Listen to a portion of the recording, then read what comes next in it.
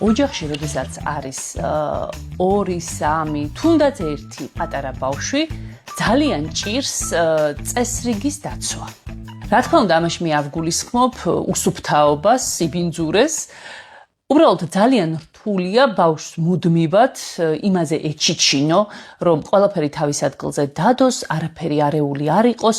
უბრალოდ ეს რთულიც არის და მისი ფსიქიკისთვის დიდად სასარგებლოც ვერ.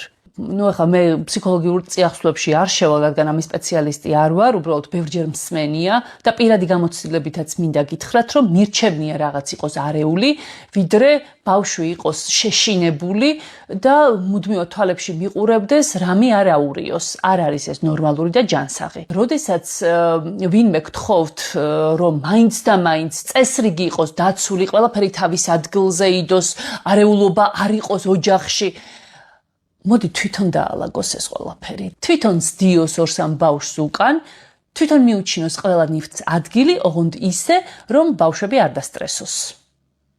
სცადოს.